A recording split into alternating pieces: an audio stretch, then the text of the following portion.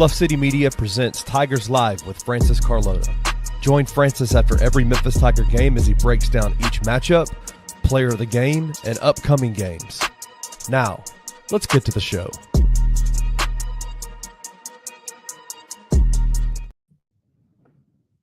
Well, I needed to start my camera to get this thing going. What's up, Tiger Nation? This is Kenny Stubblefield with Bluff City Media, and I am here with the Tigers Live postgame show. Usually it's Francis. Usually Francis is in here doing this. But today, guess where he's at right now? He is at the Thomas and Mack Center in Las Vegas. He just watched the game. He will probably be trying to reach in here. He'll probably be trying to get here to the show.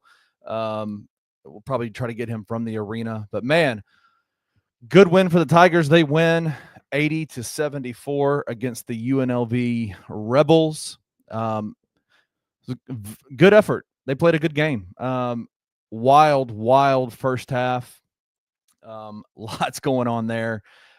Waiting on Roman Cleary to jump in here. Once he gets in here, we'll talk about this game. I'll let everybody jump in. We got quite a few people already in here. The comment section is open. Please feel free to share your thoughts. We'll bring them up on the screen.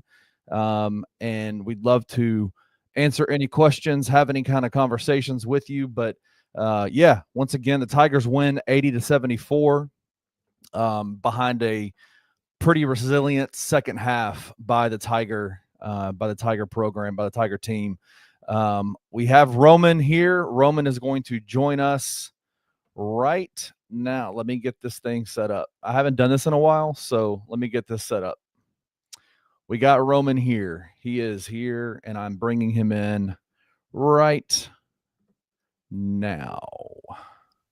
Roman Cleary. Hey, what's happening, Kenny?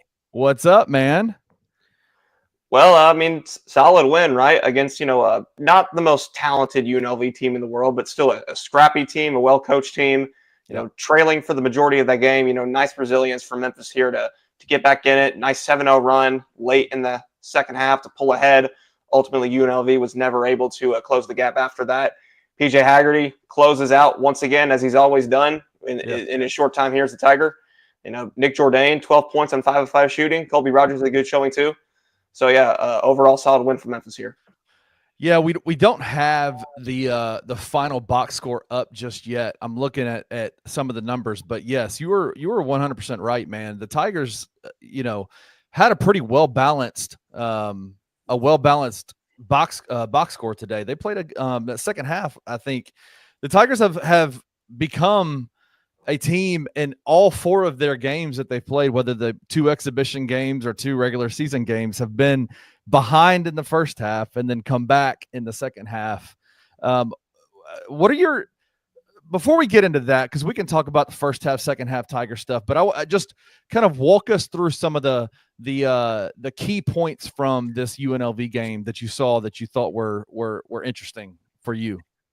Well, I mean, obviously we have to talk about, just how rough the shooting was in the first half, as it's really been in all the games that Memphis has played so far, whether it be the exhibitions or the 2 regular season games that they've played now. They just have to improve in the first half offensively going forward, because you're not going to be able to get away with this, when you're playing at Clemson or at Virginia next month, or when you're playing UConn in the Maui Invitational or whatever it is. So that's obviously a concern, but still the ability to bounce back in the second half, to be able to shoot as well as they did. They shot 5 of 8 from 3-point range in the second half after shooting just 1 of 9 in the first half. So you have to commend Memphis for that right there, for sure. So as we have some topics we want to discuss with you based on this game, but before we do that, I wanted to ask you, Roman, what were your thoughts on who is the player of the game tonight? It's PJ Haggerty. Gotta be, right? It's PJ Haggerty times 100, right? I mean, again, as I mentioned at the top when I got in here, 29 points on 10 of 18 shooting in this game. He had 14 in the second half. Of course, we all saw the big and one that he had to kind of close out the game just a few minutes ago there. So, yeah, I mean, PJ Haggerty has definitely been Memphis' number 1 guy for this whole, short season. Yeah. And, I mean, he was definitely that tonight as well. So, what is it about PJ's game that you think is so works so well in this offense that Penny Hardaway runs. Like, I know he did this. This is nothing new. Like, he did this at Tulsa last year. He was, by far one of the best freshmen, one of the best on-ball guards in college basketball last year, I think. He was just a very talented player last year as a true freshman. Coming into this year, he hasn't disappointed, right? Like, he's just, what is it about his game that just fits so well for this Tiger team? The dude is such an intense player in every facet. Yeah. Offensively, defensively, there's just a certain intensity about PJ Haggerty whenever you're kind of watching him on the court there, which is such a big contrast to how he is off of it. I mean, we've had a few opportunities to obviously interact and talk with him, early on in the season, and you've seen it. He's a pretty low key, chill, laid back guy, but he's kind of the opposite of that during the game. I mean, we kind of had indications of this earlier on as well. I mean, I talked to his high school coach, Edward Egan's, for a pretty in-depth story earlier this offseason, and this is pretty much what he told me. He plays at his absolute best when the game is on the line, which is what we saw tonight. He's a very intense, high-motor player. I mean, let's just be real. That Tulsa team that he played on, I mean, the fact that they won 15 games last year is a huge testament to just how incredible of a talent that PJ Haggerty is. Yeah. Without him, that team maybe wins 3, 4, 5 games, something like that. Not to be disrespectful, but that's just the reality of the situation.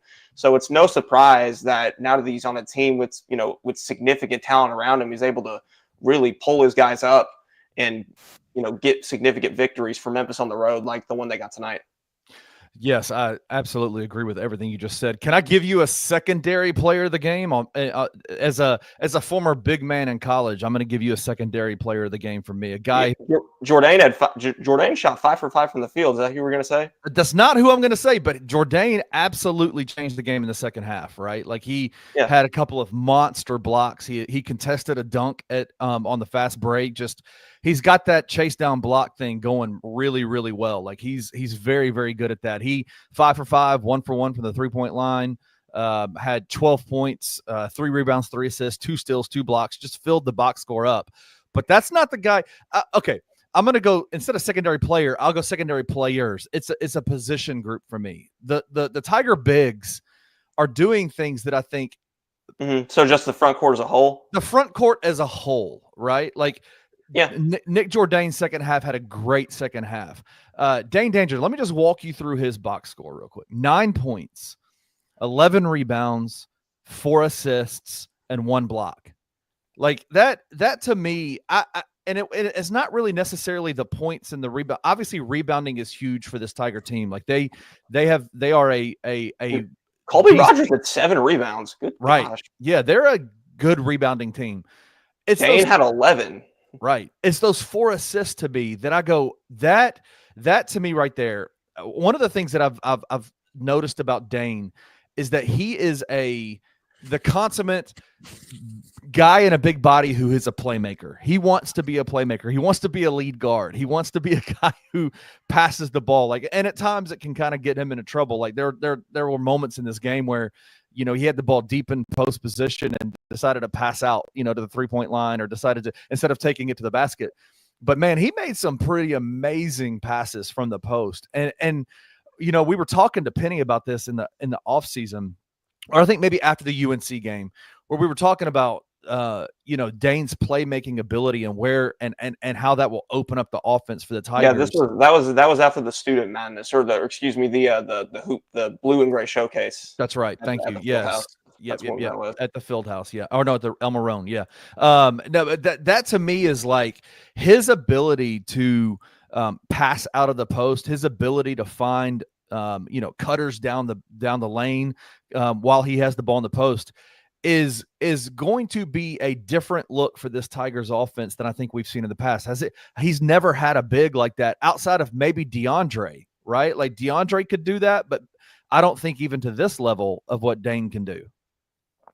Yeah, no, Dane is arguably the best playmaking big that Penny Hardaway has ever had the privilege of having. He put up 9 points, which is obviously a fairly significant contribution, I'd say, on 3 of 5 shooting.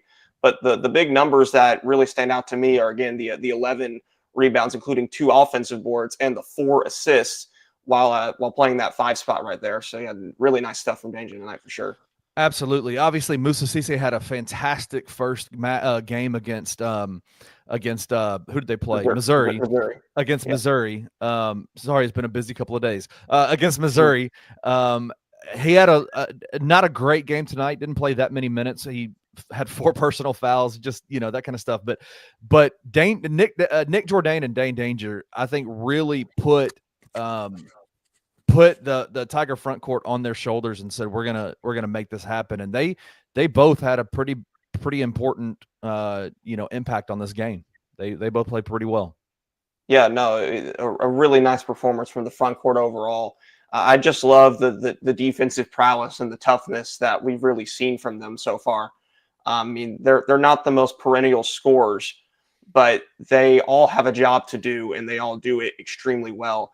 And I think a guy like Danger, just going back to him, certainly has a lot of offensive potential to still be unlocked later in the season.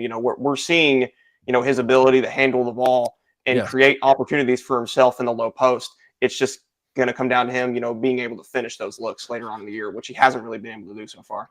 Absolutely. We had Nathan says, well, what about Jalen Duren? And I agree. Jalen Duren was most of the time on the receiving end of those passes. What I'm talking about is his playmaking ability out of the post, passing the ball, right? Jalen didn't pass. Like he was the one that was offensive rebound and dunking or taking jump shots. That was what he did. Like he was very good at that. But no, what I'm talking about in specifics is Dane Danger's ability to pass out of the post. I think that just unlocks a lot of things for Penny Hardaway's offense. But let's go back to PJ Haggerty, player of the game. I want us to be careful to not go nuts about, who he is where he is in the pantheon of Penny Hardaway players. But he's very high up on that list. I think he will be at the end of his season, right? Like when you are able to score 29 points without hitting a single three-pointer, there's something special about you. Yeah. There's no denying that. I know it's only been a couple of games, but I honestly think the writing is on the wall here. We can pretty much make the assumption we kind of know what PJ Haggerty is. It's like going back to last year. I think we knew what David Jones was for Memphis pretty quickly. Yes. I think this is a similar type of situation now that we're seeing with PJ Haggerty. Now, PJ is doing it in a less flashy brand or a less flashy style. So it's a bit easier or a bit more difficult to, really see him for what he is. But no, PJ Haggerty is a very electric scorer of the basketball. And he's a very intense player on the defensive end as well. Yeah. Memphis really has the full package in him overall. And I mean, you would like that 3-point shooting to improve, but if Haggerty is able to be this effective without it, that's certainly something I think, it's not the most crucial problem, at least at the moment. Yeah, no, because of his ability to get into the paint, his ability to make shots around the basket, to get fouls, like that is and I think it's one of those things for PJ where, and for the Tiger basketball team, where when his ability to get into the paint, his ability to get fouls not only helps on those fast break, transition points, things like that, but also in the half court offense, right? Like it helps so much to have somebody that you can get the ball to and know you're either going to get a bucket, a shot at the rim, or you're going to get a foul call. And he's a 9 of 12 from the free throw line today. I mean, he gets a lot of fouls and he makes a lot of them. Like it is very beneficial for this Tiger basketball team moving forward as we kind of look forwards to the future of what this team could possibly be. But hey, guess what? He was second in the country in free throw shooting behind Zach Edey last season. Right. And we're seeing why he has a very uncanny ability to, draw the contact down low and get himself opportunities at the charity stripe. It's very impressive to see. Absolutely. Well, guess who we have? Here? We have Francis Carlota from the Thomas and Mack Center. What's up, man? That's right. The doldrums of the Thomas and Mack. Are you in the underbelly of the Thomas and Mack Center? Yeah, basically a tunnel situation going on here. I don't know how can y'all hear me? Okay. Oh yeah, you sound. Yes, we can hear you great. Yeah. Okay, fantastic. Yeah, how y'all doing, fellas? I do want to just say, I don't want to call you a coward, but you're not wearing Tiger blue. What's up, man? I wore blue. I just didn't wear tiger blue. You wore a I don't even know what kind of blue that is. He is a credentialed media member at the game, is he not? That's right. Yeah, I am. Yeah, I mean, come on, Kenny. Whatever. Professional over here, Kenny. I know he's not exactly. I know Francis isn't a reporter, but as a media member, a credentialed media member at a game, you still have to maintain some kind of professionalism. Nah, that's correct. No, you don't. Thank you, Roman. I boo. I boo every time on the baseline. I scream on the baseline. I'm yelling at folks. Roman's the professional one of the three of us. Francis, yeah, that's true. That's true. Yeah.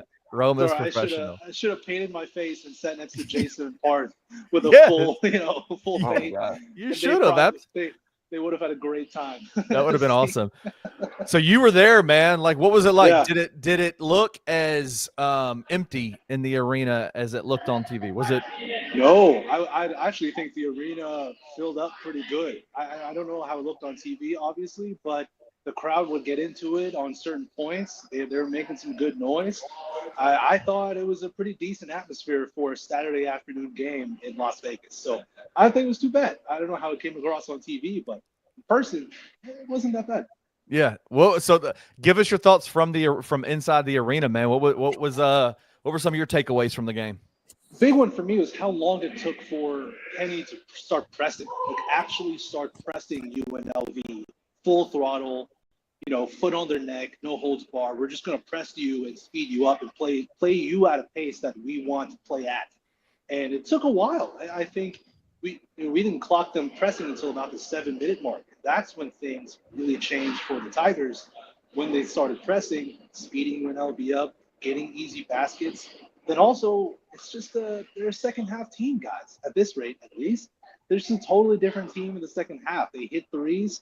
They moved the ball better, they defended better, and they didn't foul that much.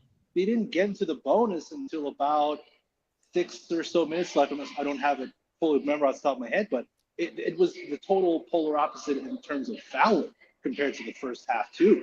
So they got into the bonus with about 5 minutes into the game in the first half. Second half, totally different story. So maybe they're just a second half team. Maybe the halftime adjustments are really working, but my big takeaway is PJ Haggard. I heard y'all talking about him just a moment ago. He is a stone cold killer. He is the real deal. I mean, he activates takeover mode, and he is unstoppable getting downhill, getting 2 feet in the paint, and he'll either finish over you or get fouled and hit 2 free throws. He's the real deal. So you've seen them on TV a few times. You've seen them. You live on the West Coast, so you don't get to see them in person like me and Roman do. Seeing them in person for the first time, did you notice anything different than what you've seen on TV? Really, just how when they're playing at their pace, how quick and active they are. You see it obviously on TV, but in person they are really active. With their hands, with their movement. They talk really well, I think, too, on the defensive side. There were a couple of lapses and rotations that led to wide open UNLV threes, but they are a really good defensive team, and it was cool to see that in person. Yeah, and Roman and Francis, I think that's an interesting topic I think that we need to discuss is this the first team that Penny has had in a couple of years that is – at the level defensively that he wants his teams to be at? I mean, I feel like this team has the potential, the activity, the ability to possibly be one of those elite defensive teams that he talks about constantly. Yeah, no, this is the best defensive team that Memphis has had, and I want to say since 21-22 season. And I think it can even get to the level of defense that we saw in 2020-21. I mean, let's just correlate this. The last time that Moussa Cisse played for Memphis as a freshman, the Tigers finished that season #1 in adjusted defensive efficiency, according to KenPom. Now Moussa Cisse is back on the floor for Memphis, and the Tigers have, their best defensive team, at least from what it looks like right now, since potentially that season. Now, it's not just Moussa. I mean, both Tyrese Hunter and PJ Haggerty are both very good, elite, intense, on-ball defensive guards. Barako Okogie is the best perimeter defender on the team by far, I'd say. I think Jourdain has solid defensive versatility too. You have multiple guys on this team who are more than capable defenders. And I mean, you just haven't had this kind of capability for Memphis on the defensive side in a couple of years. So it's not very surprising to me. Yeah, I echo everything that Roman said. Also, there just seems to be more effort, more giving a damn on the defensive side too, across the board. And you can just sense it. And maybe it's a bit of Penny trying to lull his opposition to sleep a little bit by not pressing until he really feels like he needs to press.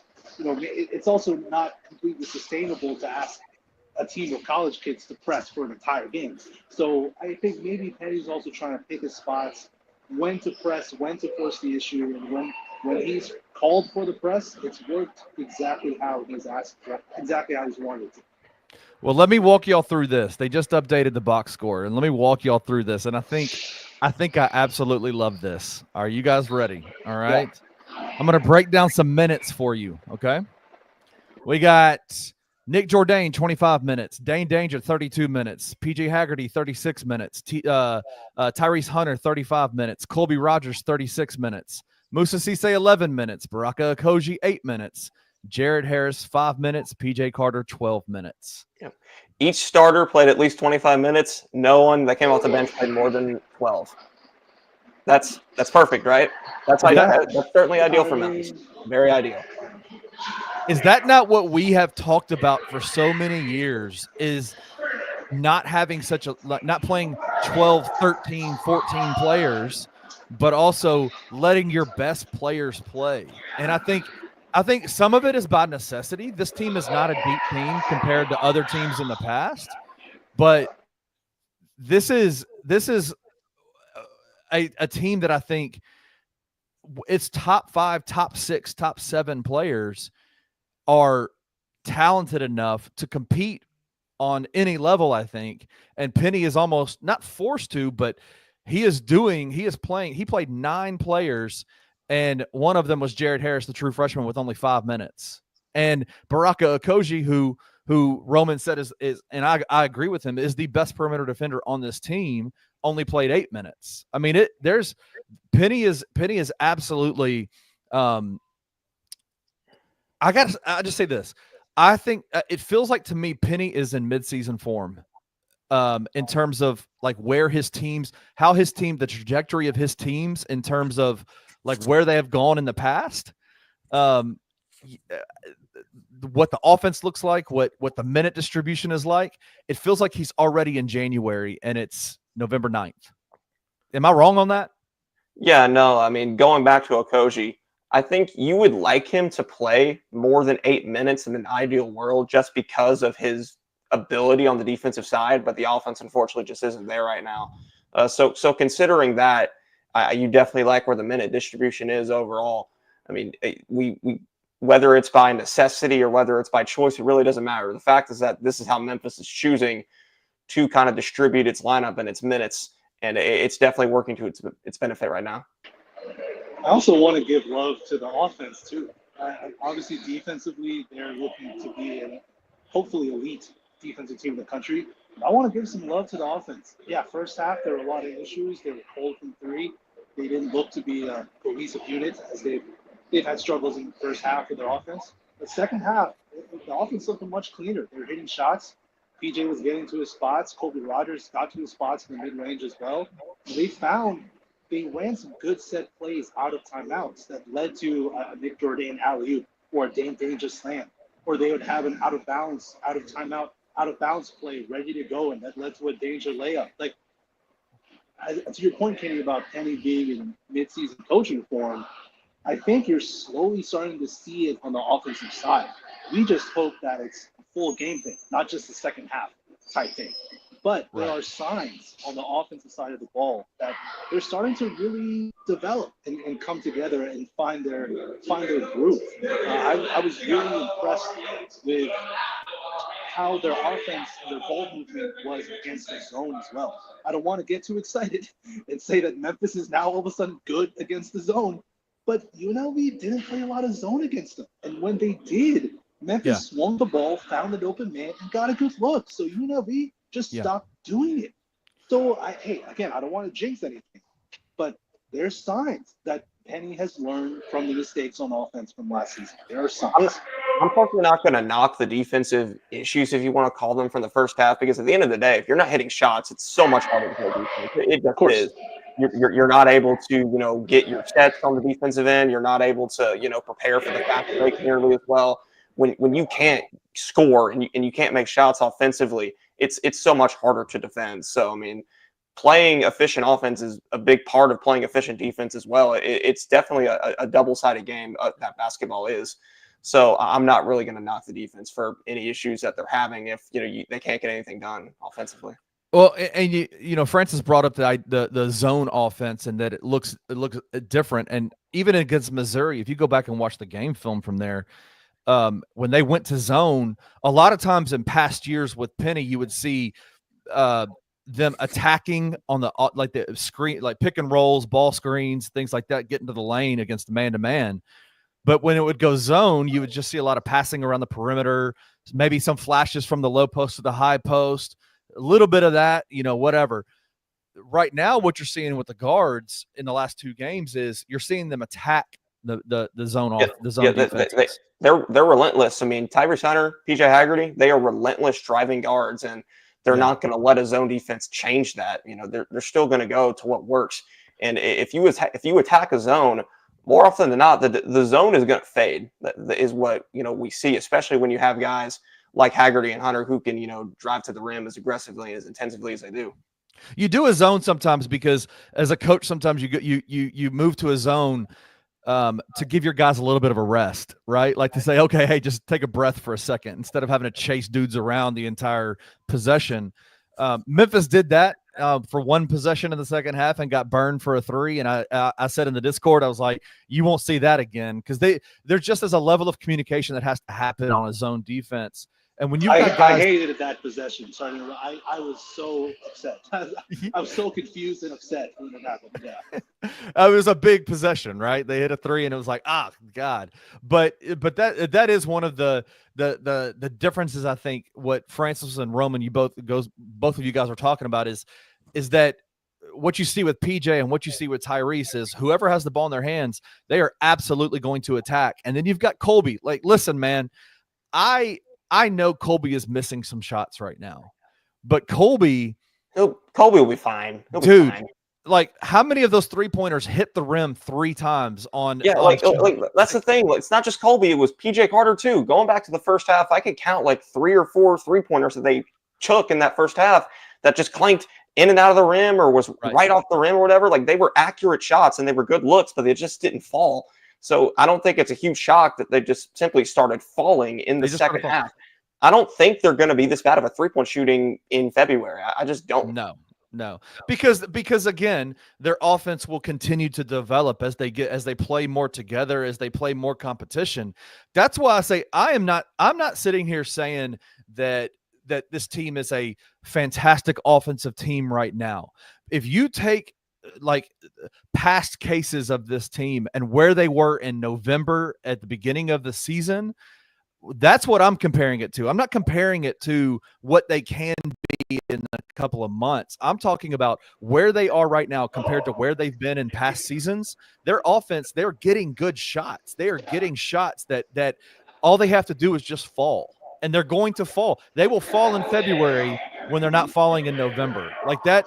And so when you're, as a fan, when you're thinking about this team and you go, okay, what are we looking at here? Look at the type of shots they're getting. Like, look at the type of shots that they are they getting good shots or are they getting bad shots? And a lot of their shots are coming in the flow of the offense. They're just not falling in the first half. They started to fall in the second half, and you saw what happened. They ended up winning that game.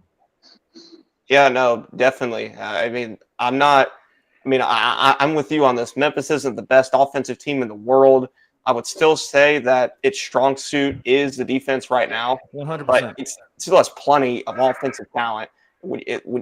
Obviously, we've mentioned Haggerty countless times. I think Tyrese Hunter is eventually going to get more efficient as the year goes on, especially once we get to AAC ball. Colby Rogers is not going to be missing all these 3-pointers forever. PJ Carter, will eventually, hit multiple threes a game as well. I think Okogie can potentially develop more of an offensive game. I mean, we saw that he could do that later in the year for George Mason when he started, starting pretty consistently for them. I think Moussa Cisse has a more developed offensive game than he did as a freshman. Jourdain is a solid scorer. I've already said that Danger is going to become better offensively too. This team definitely has plenty of potential to get better on the offensive side. And the fact that they could still build more chemistry and, get more efficient and coherent on the defensive side as well, I would say that this whole start to the year has been very promising for Memphis. I also just want to add really quick too that one of my keys to the season for the Tigers was assists, getting them the top 20, top 30 in the country in assists per game, where they had been in the past. They had been a top 20 team in the past, and tonight they had 17 assists compared to UNLV's 12. And I think that's a good sign that they're starting to mesh together better, to know where their team is going to be on the floor. And they're doing a better job of finding the open guys as well. Like I said, you saw a lot of dunks at the rim just by great finds by the bigs and by guards too. And I think they're getting a better feel of where they each are going to be on the floor at any given time. And when they start to click and mesh like that, it could get dangerous come March. I agree with you on there, Francis. So give us your final thoughts from Las Vegas. You're going to go and are you going to try to go talk to Penny, go see what's up going on over there? But give us your final thoughts from Las Vegas. Final thoughts: just a gritty, come from behind win. It's a win. These are wins that are good signs for the future.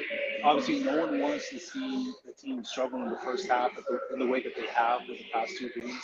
But you still love to see them fight, show heart, show want to and care to fight and win this game. And when push came to shove, Kenny also pushed the right buttons. That's another big takeaway for me. I know there's a lot of talk about Penny as a coach, yada, yada, yada, but today when push came to shove, even against Missouri too, Penny was making the right moves, making the right substitutions. He ran out the correct lineups. He just was on his game today. And like you said, Kenny, it looks like he's in midseason form in November. And that can only be good things for the Memphis Tigers.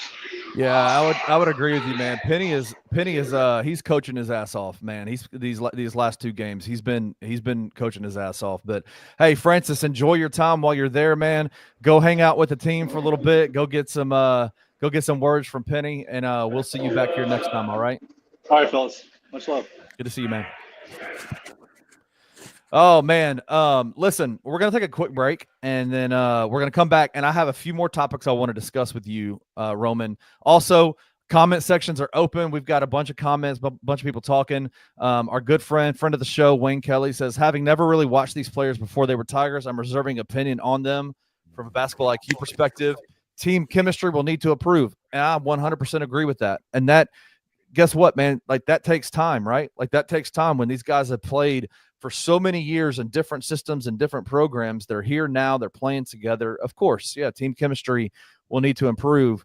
And I think everybody can agree, Roman, that team intensity, the team, they will not lose games because they don't care.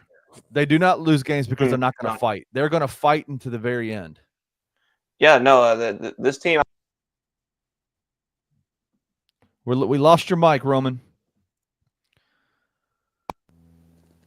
Yeah, okay. I'm sorry. It's I'm having issues with it here, but anyway, I think this team has shown pretty quickly that they're We lost you again. It's all good. We're going to take a break. We'll get to Roman on the other side with that answer and with his conversation about that. But we're going to take a break, and we will be right back. No, I can fight and throw hands, you know what I'm saying? So I'm like, man, I can do that, you know what I'm saying? So I started saying, you know what, I want to get into boxing. And I just met a MMA coach, you know, and everybody call him UFC anyway, you know what I'm saying? So I just met an MMA coach.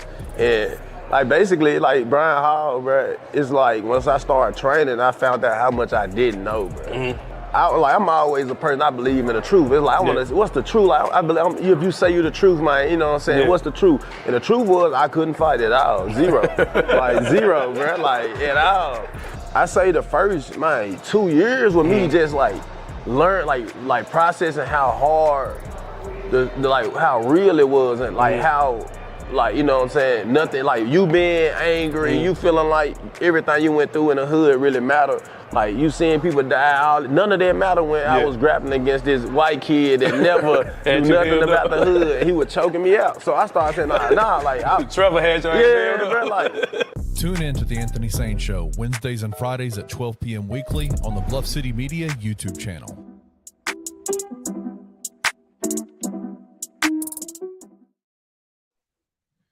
All right, we are back. I thought we had 2 commercials going. Roman, are you back? Is your audio I'm working? back. Hey, let's go. Yeah. So kind of finish what your conversation was. What were you saying? Yeah, but going back to Wayne's comment from a second ago, I mean, this team has definitely shown that they're not going to be a group that just quits or gives up or that they don't care or this and that. They're definitely going to be giving effort at all times. I think we've seen that again through the exhibitions, through the first 2 regular season games. They've been very intense defensively, even though the execution hasn't exactly been there all the time just yet. Yeah. And I mean, offensively, they're a very intense group as well. They're always attacking. They're not settling for shots. They're always looking for the best looks possible. So yeah, no, definitely effort is definitely not a concern with this year's group. And can I just say, and this is a conversation I want the 2 of us to have, because I rail against this every single year. And I think it's as prevalent in this year's NCAA as it has been in previous years. I think one of the reasons why we see issues with the offense half to half is not just because of the 2 teams, but I have a strong belief that college reffing is just absolutely terrible. Like, I think it is absolutely terrible in every way. And I said this to you guys in a text message and also in the Discord, the Bluff City Media Discord. If you want to be a part of, come and go over to bluffcitymedia.co and you can sign up there to be a part of it. But I get so aggravated by the way that college refs call games. And I think that has a role in this first half and second half, struggle that we see on both sides for the Tigers and honestly for both teams. Like, UNLV did not look good in the first half either. The Tigers were not getting blown out going into the second half. Like, it was a poorly played first half for both teams. And I think a large part of that is due to the fouls, man. Like, it's like an overwhelming amount of foul calls to where there is no rhythm. There's no rhythm. There is no flow to the game. It's literally up and down the court, fouls, free throw line, take the ball out. It just is. It's a miserable thing to watch. And I think a lot of it has to do with the way that college refs call games. Do you agree with me? Am I overreacting to it, or do you think that am I right here? Yeah, no, I definitely agree with you. Again, okay, back with the new mic now, by the way. Hey, you sound good, man. Yeah, so hopefully the audio is good now. But anyway, no, I definitely have to agree with you there. I mean, the reffing at the college game right now is definitely not in a great place. Very ticky-tack calls being called on both ways here. I mean, it just felt like for a certain time in that game that Memphis couldn't play defense at all, whether they're being a whistle. And every time they do blow a whistle, it just seems like they get it wrong. Like, charges or blocks and blocks or charges. Oh, yeah. It's just so backwards the way that. Because let's be real, that Tyrese Hunter, that second, the one where he went to that was absolutely a charge. Like, yeah, definitely, for sure. Right? It was great positioning by the UNLV defender. Yeah. I can't think of what he could have done any better to prevent that from being a blocking foul. But the refs called it anyway. I mean, we saw back in the Missouri game, there was, of course, the Baracco Koji play. That was absolutely a charge. The Tyrese Hunter play was absolutely a charge that they called a block. Yeah, like, it just seems like they're getting it backwards. Like, they have more or less reversed the definition of what a charge is and what a block is. And it's just not where it needs to be right now. Well, and I want to say this, like, and if there are any refs that are like watching, from Memphis, anybody that's watching, if you're watching this and you say, man, reffing is hard. Yes, I reffed before. I know it is very difficult to do. I'm not even talking about necessarily individual plays that are just wrong. You're going to get wrong. You're going to get calls wrong. Like, it just happens. to me, it's the way that it's the mindset of how refs go into the game, and then how they come into the second half in ref games. Like that first half, that the amount of foul calls completely changed the dynamic of the entire game. It didn't allow for proper rotations. It didn't allow for players to get, a flow on there. It was just foul call after foul call. It was like they were trying to set a kind of a precedent, or like a tone and tenor for the game. And then in the second half, it was just like, all right, go play now, right? Like, go play. We're going to let you do everything that we called a foul in the first half. We're not going to call it now and you saw what happened in the second half. The offenses started to click on high levels because they were able to actually get up and down the court and play. These guys are high level dudes. These guys are all on UNLV side and Memphis side on both college teams. They're both all these teams have good players. They just need rhythm and flow to be able to show it. And so I look at the first half and I go, yes. Did they shoot well? No, they did not shoot well. Did they get a lot of really good shots? I think that's a testament to what Penny's offense is looking like at this point. But I see the struggles offensively, and I go, a lot of that has to do to the fact that these refs just aren't allowing the game to get into a good flow state. It's just not a good flow state. Yeah, I mean, the general rule is, however you're calling the game, you have to keep that consistent. If you're calling this certain play a foul, you have to keep calling that certain type of contact or that certain type of play a foul. I mean, you have to keep it consistent. So when you're calling the game, officiating the game in an inefficient manner, it's very difficult for the players to kind of gauge, okay, what can I get away with? What can I not get away with? What is this ref gonna allow? What is he not? So you cannot be ticky-tacky with this stuff. You can't be wishy-washy with it. Yeah. You have to have a consistent manner, whether that's, they're barely going to get away with anything or they're going to be able to get away with everything. Right. You either let the players play or you don't. You have to make that conscious decision from the moment the game starts, and you got to stick with it one way or another. Yeah, Timo says it's early in the season. They have to warm up just like the players. And I agree with that. Like, I do agree. Yeah, maybe. I mean, I understand that. As somebody who has refed before, yes, like it takes some time to like get into the kind of the flow of the season, and when you have an off season, all you're doing is just a bunch of camps, and you're going out and you're not even really reffing real games. You're just watching a bunch of film and things like that. So yes, as much as the players need time to get into the flow of the season, so do refs. I get that, but it's aggravating to watch. As somebody who enjoys college basketball, I want to see the game look better, and I do think that a large portion of the reason why it's so frustrating to watch is because of the inconsistency in how they ref games. Timo also said it worked out in our favor tonight. To be honest, yes, in a lot of ways, in the second half especially, the Tigers got a lot of calls in their favor, especially on some of those and ones and made baskets and stuff like that. So yeah. I mean, yeah, but at the end of the day, I mean, officials are going to call the game how they are. As long as they keep it consistent, I really don't have much of a problem with it, but you have to establish that precedent from the start. You can't just be switching with it like the referees seem to do tonight. I mean, dude, that first half, it was like every little arm touch. Like I know there was one play where it was a loose ball rebound, and Musa was on the side of somebody, on the side of the UNLV player, and the guy just jumped into Musa and then fell to the ground. And because their bodies touched in the air, the ball wasn't in anybody's hands. He fell to the ground, and Musa got a third or fourth. I think it was his third or fourth foul. And I'm just like, just let these guys play, man. These are athletes. Let them get out there and hoop. Like, let them. They're gonna hit. They're gonna bang bodies a little bit. There's gonna be some contact, right? Like. Yeah, I mean, I'm sick and tired of seeing games, kind of get marred or influenced by foul trouble. I mean, we certainly saw it with Memphis tonight. Musa Cisse, he got played with 4 fouls pretty early in the second half, so he was kind of a non-factor later in the game. Jourdain had 3 fouls, so he ended up still being a pretty big part of the game, obviously. But him having 3 fouls makes it really tough.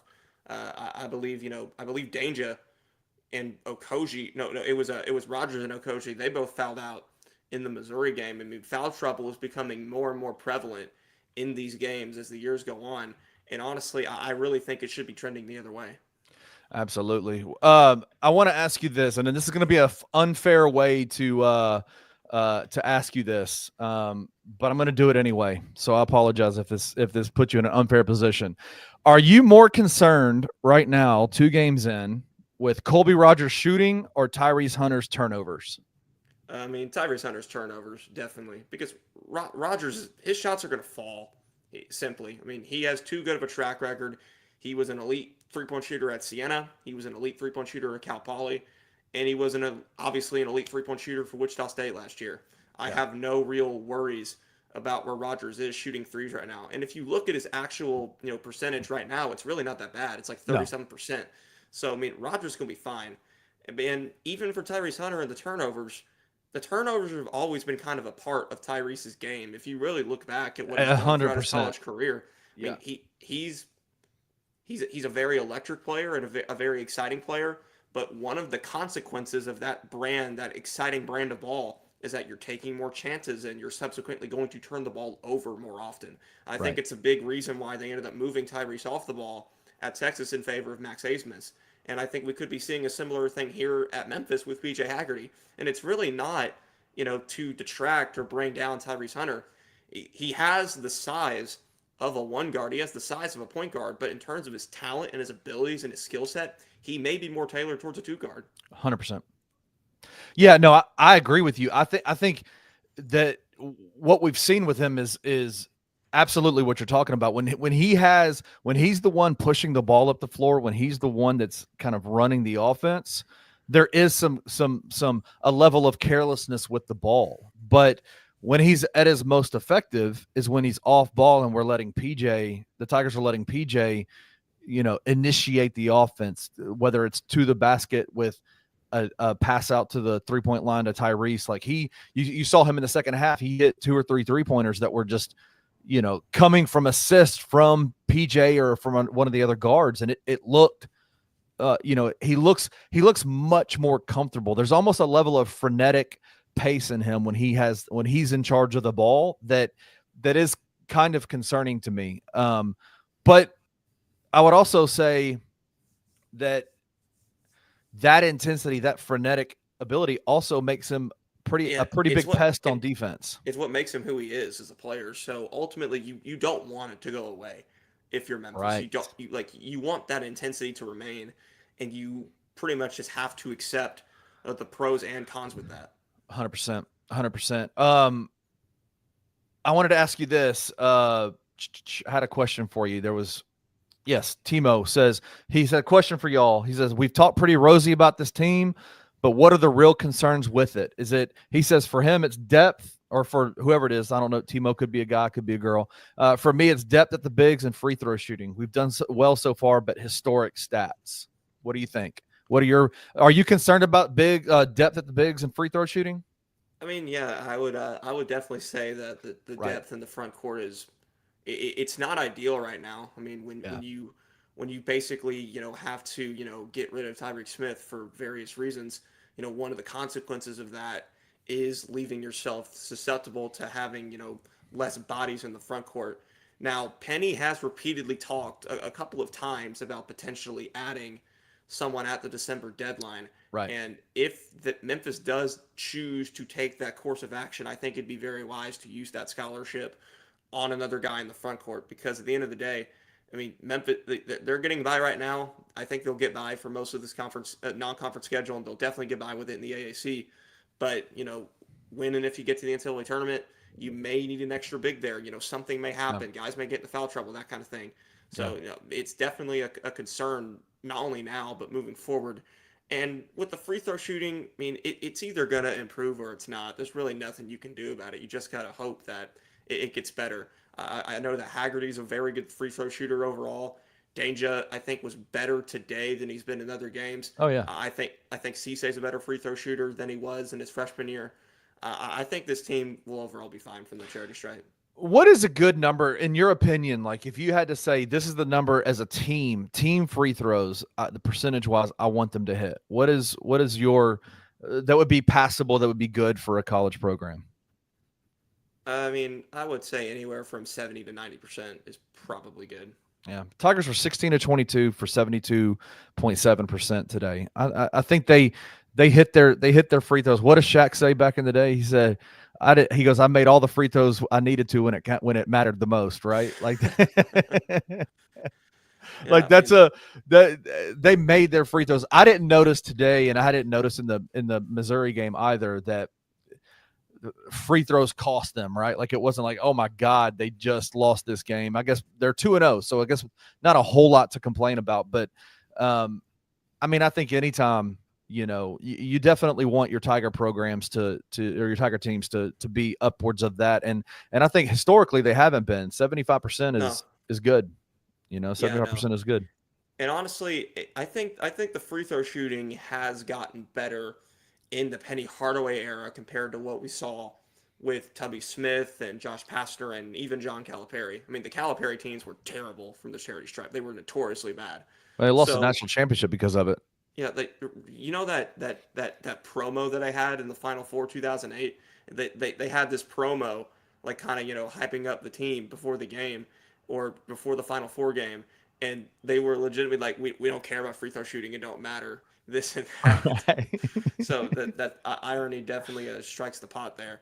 But anyway, going back to now, I would say that the free throw shooting, compared to what we've seen historically, is definitely in a good place for Memphis.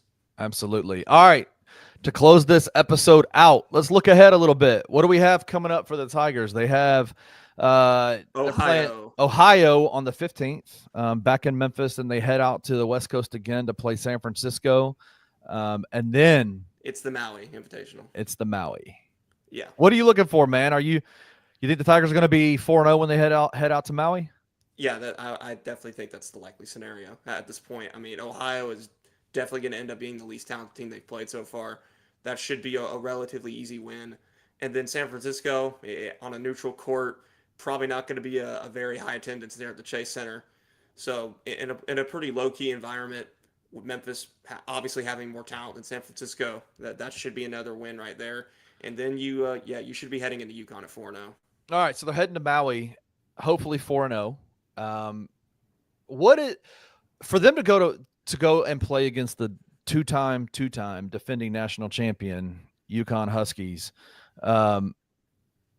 what are some of the biggest areas of improvement that you're like, this is what they need to do to be able to compete in Maui?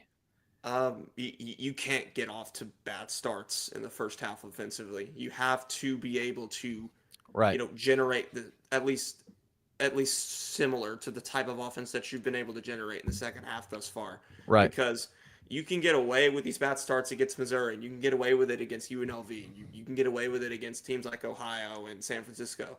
But when you get to UConn, and when you get to potentially North Carolina and Iowa State, Auburn, and a few of these other teams that they're probably going to end up playing in Maui, it's just not going to cut it. You have to have a more consistent start to the game. You cannot keep falling behind continuously, because eventually you're going to find yourself getting burned for it. Absolutely. I mean, they're going to Maui, and they're going to be facing off against UConn, obviously, in the first round.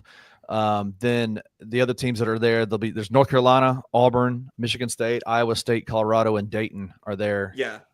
It'll be UConn on the first day, and then on the second day, it'll either be Michigan State or Colorado, depending on what happens. And then on the third day, they can get North Carolina, Iowa State, Auburn, or Dayton.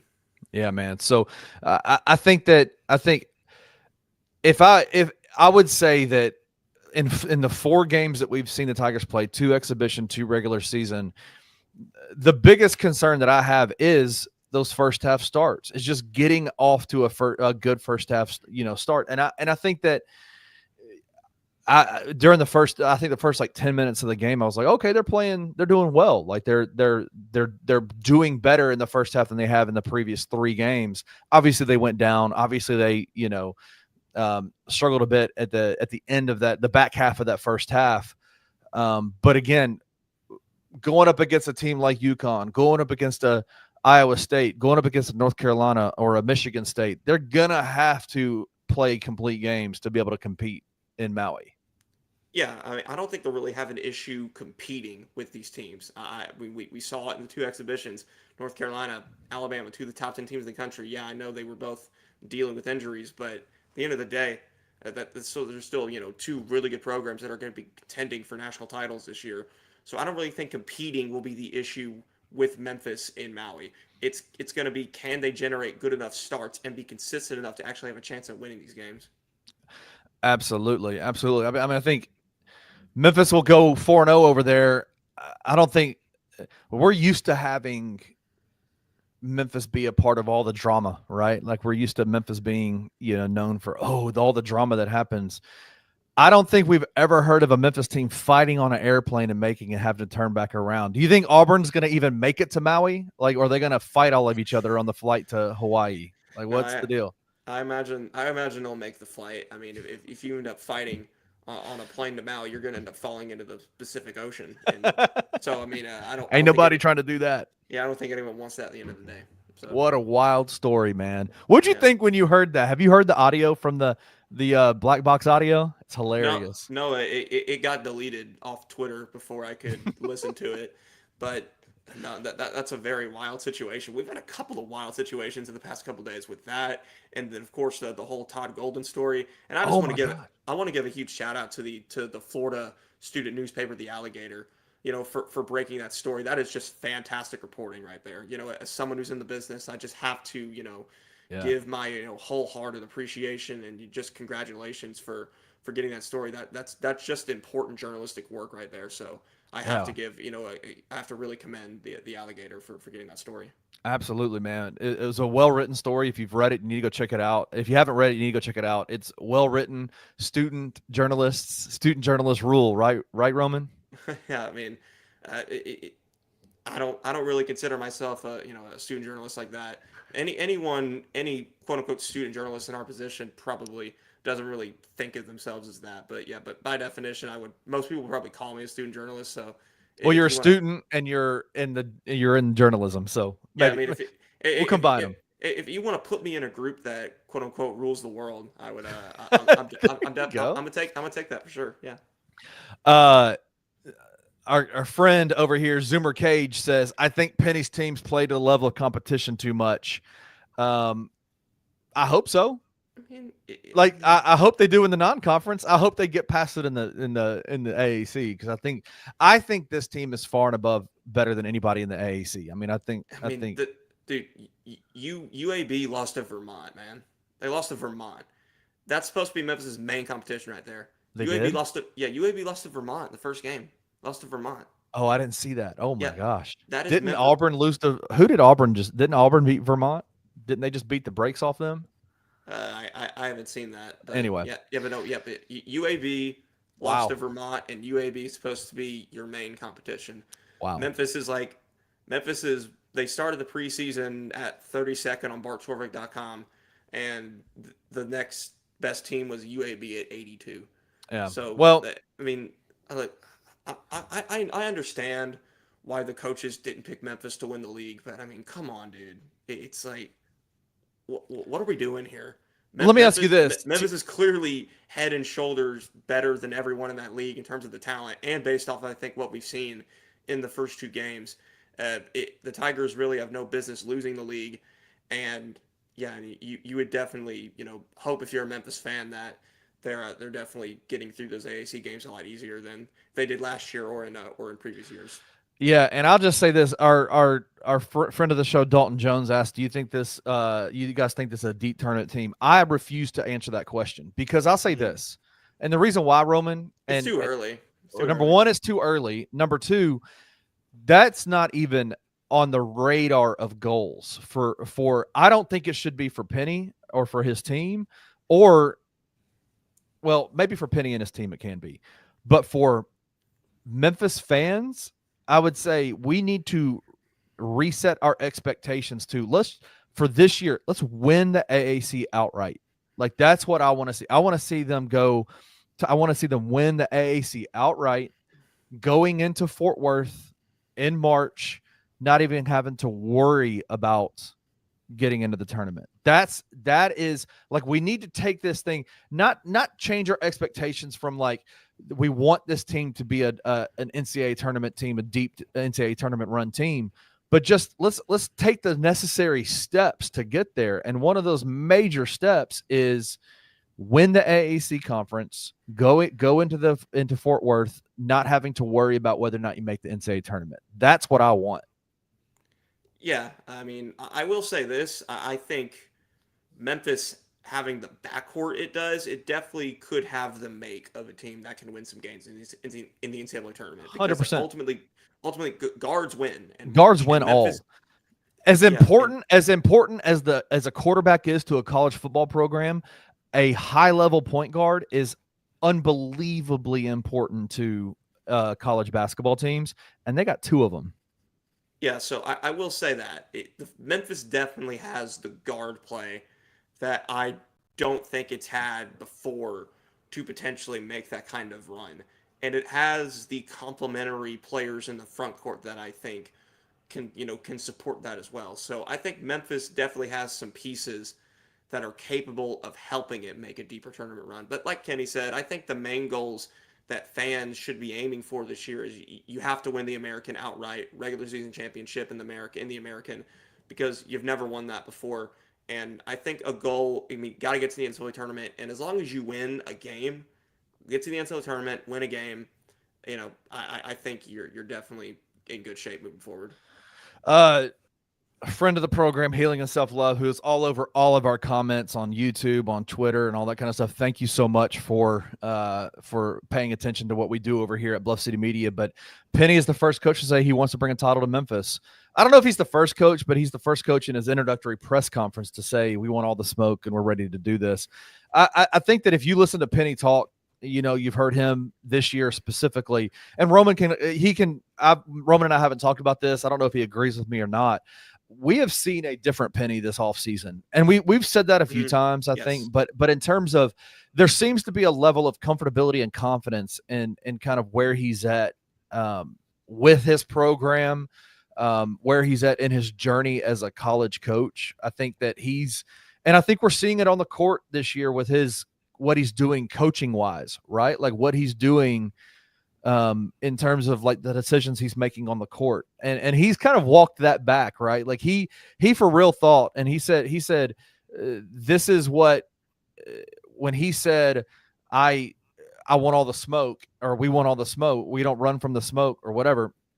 He said, I honestly thought that my name and my brand and all that would take over college basketball and dominate college basketball, and I'll be able to do whatever I want. And he's like, I've learned how to be a college coach now. Like I'm learning how to be a college coach. It wasn't just that easy. So, it's a difficult job, and you got to remember that he was thrusted into the NIL space like 3 years after he had already been dealing with the other stuff associated, and with transfer portal, with COVID, with all that kind of stuff. Let's not forget NCAA investigations that I would say, like, with the James Wiseman situation specifically, I think the main blame has to be put on the compliance department for that. I don't really put that on Penny, more so than the compliance department specifically for that. I mean, at the end of the day, when you're, throwing a guy like Penny Hardaway into the fire that has never dealt with these kind of situations before, I think it's important that you as a university, as the compliance department,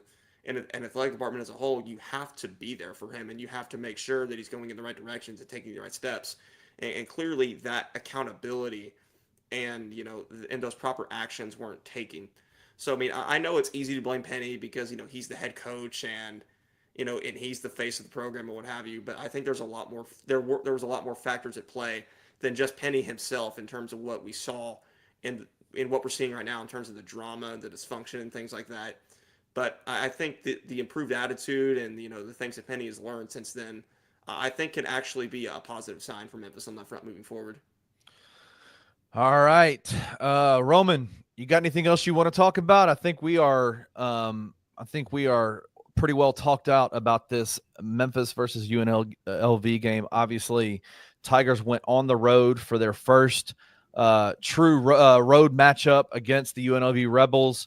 They won 80-74, came back in the second half, played a really, really nice second half, physical, intense, shot the ball well, was disruptive on defense, just played a really good game. Any other thoughts you have about this game and before we get out of here?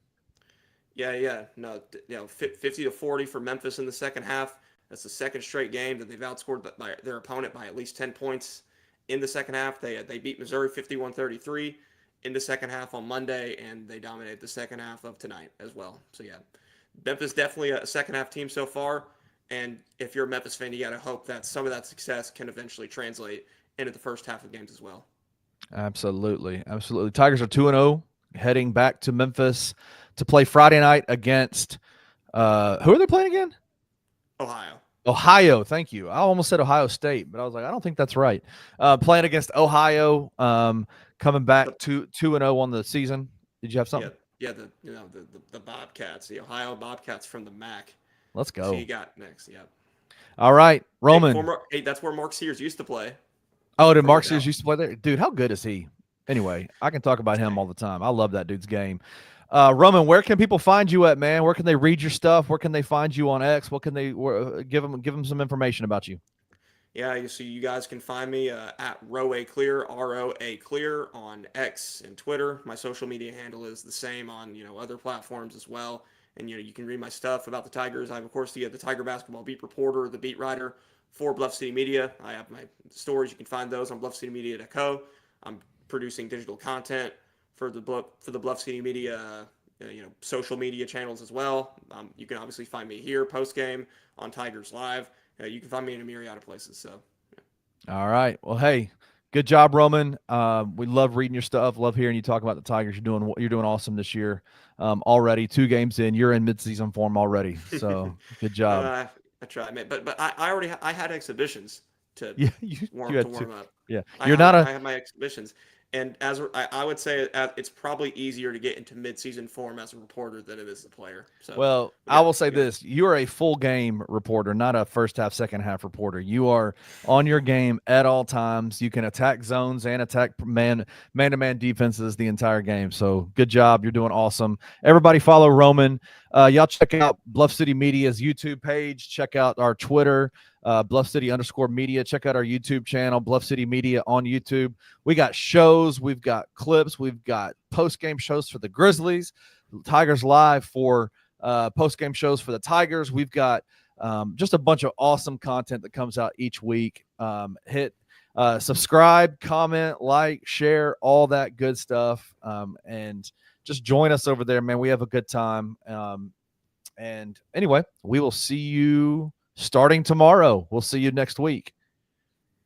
Thank you for listening to this episode of Tigers Live. If you enjoyed this episode, like and subscribe to Bluff City Media's YouTube page. For comprehensive coverage of all things Memphis sports, head over to www.bluffcitymedia.co and find out how you can become an insider. We will see you back here next time.